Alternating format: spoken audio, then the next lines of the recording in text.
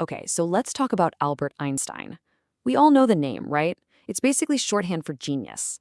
But the story of the man himself, well, it's a whole lot weirder and way more interesting than you probably think. You see this? And you immediately know what it is. E equals mc squared. It's probably the most famous equation in the entire world. Just 5 little symbols that, they completely unlocked the secrets of the universe. From the tiniest atom to the biggest stars. It just screams genius, doesn't it? But then, you have this. God does not play dice. Now, this is one of the most famous objections in all of science. And it shows us a totally different side of Einstein. The guy who starts a revolution, but then maybe, just maybe, couldn't quite get on board with the strange new world that he himself helped create. So who was this guy, really? Who was the man behind these massive, universe-shifting ideas? To get it, you have to forget the image of the wise old professor for a minute. We need to go back and meet the man he was, an outsider, a bit of a rebel, and, yeah, a patent clerk who somehow saw the universe in a way that nobody, and I mean nobody, had ever seen it before. So, let's start at the beginning. Because Einstein's story, it doesn't kick off in some fancy high-tech university lab. Nope. It starts with this incredibly deep personal curiosity. A curiosity that honestly got him into a bit of trouble with the whole rigid school system of his day. And this path was, well, it was unique. Look at this. At just 5 years old, his dad shows him a compass, and it just blows his mind. He's convinced there has to be some unseen force, something deeply hidden making that needle move. Then, by age 12, he's teaching himself algebra and geometry because school is just too slow, too boring. He found all that rote memorization was actually killing his creativity. So it's maybe no surprise that after college, he couldn't even land a teaching job. Instead, he ends up working at the Swiss Patent Office in Bern. And this right here, this just says it all. This is his PhD dissertation. He wrote it not from a university office, but from his desk at the patent office. So imagine this. By day, he's looking at blueprints for, gravel sorters and newfangled typewriters. But in his head, in his spare moments, he's running these incredible thought experiments that were about to tear down and completely rebuild our entire understanding of physics. And all that quiet thinking leads us right here to 1905, a year so completely off the charts important that scientists literally call it the Annus Mirabilis, the miracle year. This is the year that this totally unknown patent clerk is going to change everything. Just think about this number for a second. 4. In one single year, this 26-year-old kid working out of a patent office publishes 4 groundbreaking papers in the top physics journal of the day. You have to understand, any one of these papers would have made a physicist's entire career. He dropped 4 of them at once, and together, well, they just changed the world. The sheer scope of it is just breathtaking. Let's run through them. First, he basically says, hey, what if light isn't a wave, but it's made of tiny packets of energy? Boom, that's the birth of quantum theory. Then, he mathematically proves that atoms are real by explaining why dust motes jiggle randomly in water. Next, he completely throws out our old ideas of space and time with his theory of special relativity.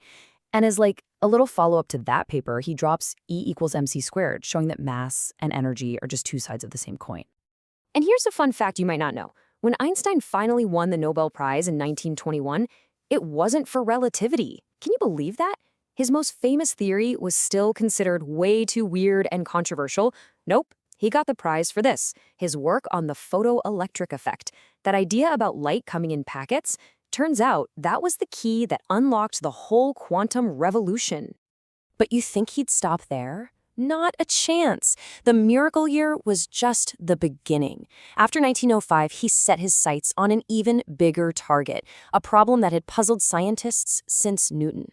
He was going to spend the next decade trying to figure out gravity. And this is where things get really mind-bending. For hundreds of years, everyone just accepted Newton's idea. Gravity is an invisible force pulling things together. Einstein comes along and says, nope, that's not it at all. He said gravity isn't a force. It's a consequence of the shape of the universe. Think of space-time like a giant rubber sheet. If you put a heavy bowling ball, like the sun, in the middle, it creates a big dent.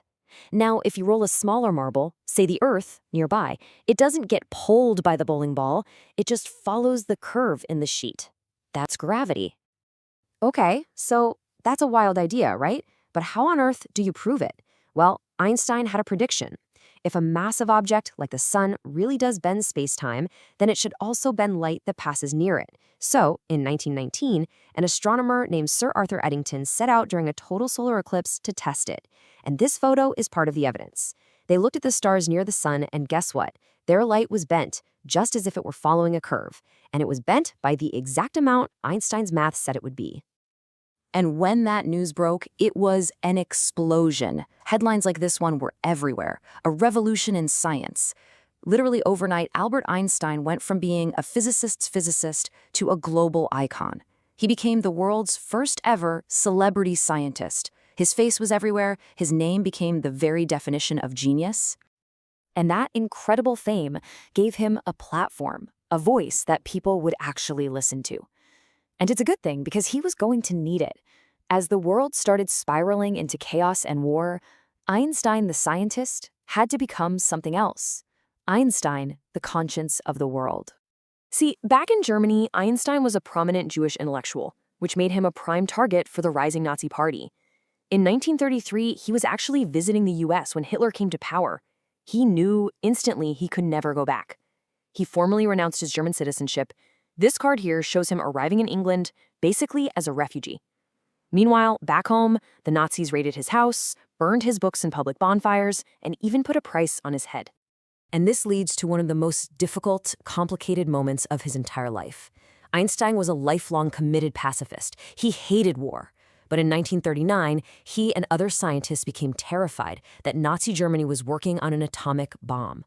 So, he made a choice. He signed this letter to President Roosevelt, warning him and urging the U.S. to start its own nuclear program. He would later say it was the one great mistake of his life, but he felt he had no choice, driven by the absolute terror of what would happen if the Nazis got the bomb first. Once he settled in America, he didn't just hide away in his study. He used that incredible fame to fight for justice. When he saw the segregation and racism faced by African Americans, he immediately saw the connection to the anti-Semitism he'd fled in Germany. He didn't pull any punches. He called racism America's worst disease. He joined the NAACP, he gave speeches, he campaigned hard for civil rights. He felt that as an outsider himself, he had a special responsibility to speak up for others. Which brings us to the final chapter of his life. And it's a fascinating one because it's about a man on a profound intellectual quest. A quest that, ironically, left him more and more isolated from the very scientific revolution that he helped kickstart. Remember how his paper on the photoelectric effect helped launch quantum mechanics? Well, here's the twist. He hated where it ended up. The new generation of physicists were showing that at the smallest, most fundamental level, the universe wasn't predictable. It was all about probability, chance, and randomness, and it drove him nuts. He couldn't accept it. He was convinced that quantum theory, as successful as it was, had to be missing something. And that's where his famous line, "God does not play dice," comes from. It wasn't really about religion. It was about his unshakable faith that the universe had to make sense, that underneath all the chaos, there was a deep, beautiful order. He spent the rest of his life chasing a single theory of everything, a unified field theory that could explain all the forces of nature in one clean package, without all that quantum weirdness. He never found it. So, when you put it all together, who was Albert Einstein? He was the curious kid with a compass. He was the patent clerk who daydreamed and changed the world, the revolutionary who gave us a whole new universe to play in, a universe with bendable space and stretchy time. He was the refugee who became a global conscience. And yeah, he was also the stubborn old genius who just couldn't let go of his search for ultimate order. He was, through and through, the ultimate outsider. And it was because he was always on the outside looking in that he saw things no one else could. Which kind of leaves us with a big question, doesn't it? What's the one thing we all think is absolutely true today, that the next Albert Einstein is about to prove completely wrong?